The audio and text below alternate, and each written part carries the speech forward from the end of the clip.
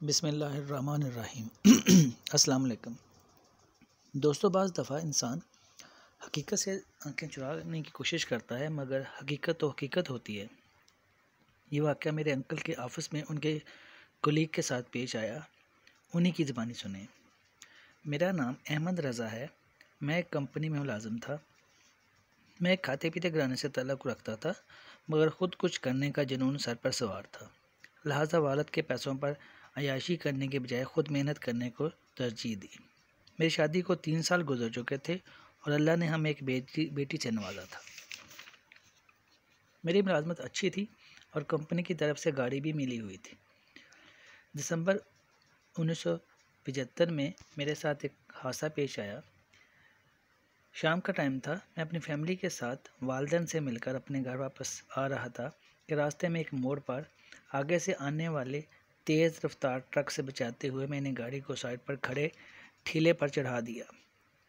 गाड़ी तकरीबन एक धमाके के साथ ठेले से टकराई, जिससे मेरी 3 साल की बेटी, जो कि फ्रंट सीट पर मेरे साथ बैठी हुई मेरी बीवी की गोद से उछलकर शीशे से बाहर रोड पर जा गिरी।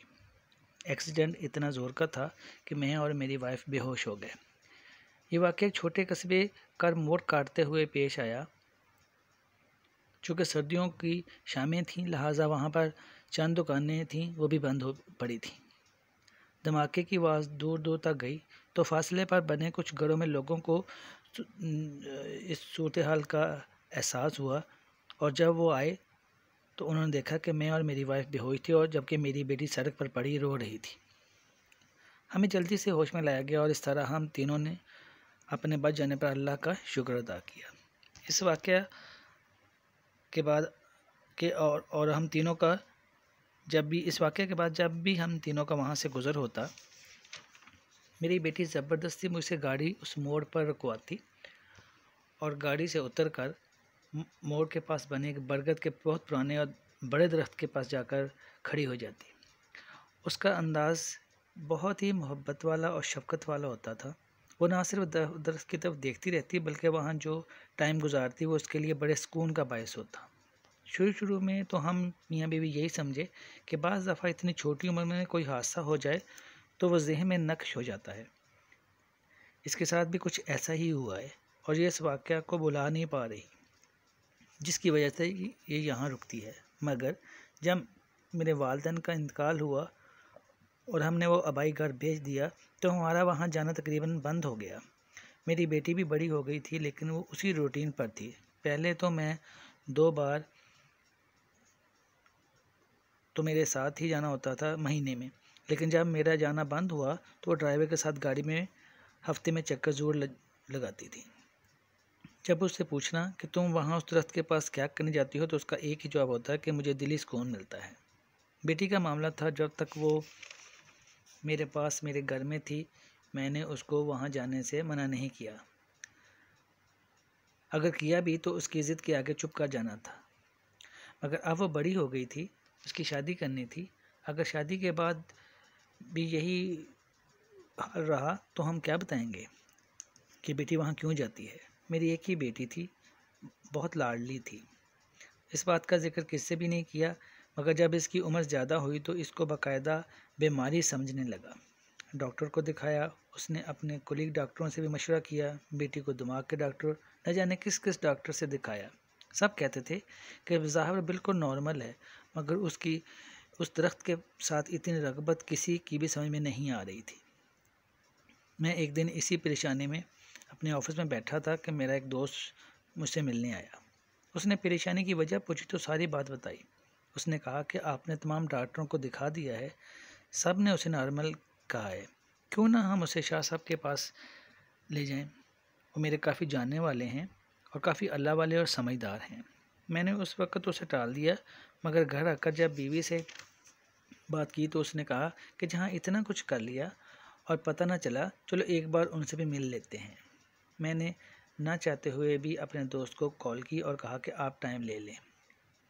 अगले दिन ही मेरे दोस्त की सुबह कॉल आ गई कि 2 दिन के बाद असर के वक्त हम सब बेटी समेत शाह साहब से मिलेंगे। खैर मुकर्रर वक्त पर मैं, मेरी वाइफ, बेटी और मेरा दोस्त हम शाह साहब के पास गए। वो जुमेरात का दिन था और जब हम वहाँ गए थे तो वो कोई डेरा या किसी बुज़ुर्ग का आस्थाना नहीं बल्कि एक घर टाइप था, जिसमें एक कमरे में शाह साहब बैठे हुए थे। हमारी बारी आई तो हम सब एक साथ ही अंदर गए। शाह साहब ने जैसे ही हमें देखा तो मुस्कुराए और बोले, आप लोग आ गए। मगर मुझे एक बात अजीब लगी कि जब हम शाह साहब के घर में दाखिल होने लगे तो मेरी बेटी कुछ उलझी उलझी सी थी, और इससे भी अहम बात कि शाह साहब मेरी बेटी को अजीब तरह से देख रहे थे। बातों के दौरान वो अचानक मेरी बेटी को देखने लग जाती और मेरी बेटी शाह साहब के इस तरह देखने पर घबराकर आंखें चुरा लेती, बल्कि वो अपनी आंखें नीचे करके ही बैठी रही। शाह साहब के पास हम लोग आधा घंटा बैठे। मुझे था कि वो कोई तवीज़ देंगे, मगर उन्होंने कुछ नहीं कहा। बस ये बोले कि अल्लाह की मर्ज़ी है, हम इसमें दखल नहीं दे सकते, और दुनिया में जहाँ बुराई है वहाँ अच्छाई भी है। मुझे ये बात बिल्कुल समझ नहीं आई। जब हम वहाँ से निकल कर गाड़ी में बैठ गए तो एक आदमी पीछे आया और मेरे दोस्त को कुछ कहा। खैर हम वापस चल पड़े। रास्ते में भी कोई बात ना हुई। अगले दिन मैं ऑफिस में था तो मेरा दोस्त आ गया और बोला कि आज शाम को हम शाहजी के घर जाएंगे। खैर मैंने कहा ठीक है, शाम को हम शाह साहब के पास चलेंगे। तो उन्होंने हमें अपने पास बिठा लिया।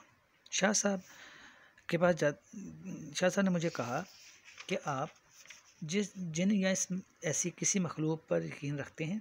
मैं हैरान हुआ कि ये क्या सवाल है। खैर मैंने कहा कि बिल्कुल, हमारे कुरान पाक में इनका जिक्र है, अलबत्ता कभी इनसे पाला नहीं पड़ा। वो मुस्कुराए और बोले, आप पाला पढ़ने की बात कर रहे हैं? आपके तो घर में मौजूद है। मैं एकदम से घबरा गया। क्या मतलब आपका? वो बोले कि आपकी बेटी इंसान नहीं, एक जिन है। मुझे बहुत गुस्सा आया, लेकिन मैंने ख़ुद को कंट्रोल में रखा और कहा कि शाह साहब आप ये क्या कह रहे हैं? वो बोले, ऐसे नहीं, मैं आपको सारी बात बताऊंगा, मगर पहले मुझे आप उस दरख्त के पास ले चलें जहाँ आपकी बेटी जाती है। मैं और मेरे दोस्त ने शाह साहब को गाड़ी में बिठाया और वहाँ ले गए।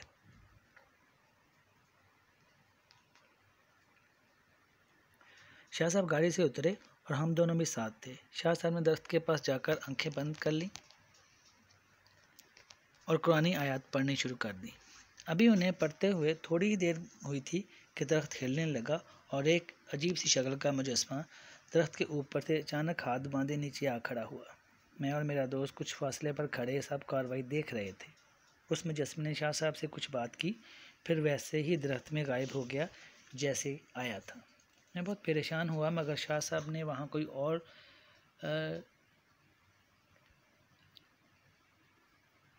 विरद किया और वापस चल पड़े। मैं मेरा दोस्त भी गाड़ी में आ बैठे। शाह साहब खामोश रहने का इशारा किया और वापस चलने को कहा। मैंने गाड़ी घुमाई और वापस चल पड़े। शाह साहब के घर पहुंचकर हम सब अंदर गए तो शाह साहब ने मुझे कहा कि अब जो मैं आपको बताने लगा हूँ वो आपने बहुत ध्यान से सुनना है। मैंने कहा, शाह साहब मैं आपकी बात पूरी तवज्जो से सुन रहा हूँ। कुछ देर बाद बोले, इस दरख्त पर जन्नात की एक फैमिली का बसेरा है। तमाम जिन काफिर नहीं होते, बहुत सारे मुसलमान और अच्छे जिन भी होते हैं। जन्नात की ये फैमिली भी मुसलमान है। उस रोज़ जब आपकी गाड़ी का एक्सीडेंट हुआ और आपकी बेटी सड़क पर गिरी तो उसके ऊपर से ट्रक गुजर गया था और वो उसी वक्त मर गई थी। मगर जन्नात की इस फैमिली ने अपनी बेटी को आपकी बेटी की जगह डाल दिया और आपकी बेटी की लाश को फ़ौरन वहीं साइड पर दफना दिया। अब वो आपकी बेटी ज़रूर है, मगर इंसान नहीं, जिन है। लिहाजा उसकी इस दरख्त से जो भी उल्फत और उनसियत है वो ऐसे ही है जैसे किसी बच्चे की अपने वालिदैन के साथ होती है। शाह साहब ने कहा कि आप ये बात अपनी बीवी को हरगज़ ना बताएं, वरना वो डर कर कुछ न कह ना दें और ना ही बेटी से करें, क्योंकि वो तो है ही जिनज़ादी। इस बात को आज 45 ईयर्स हो गए हैं।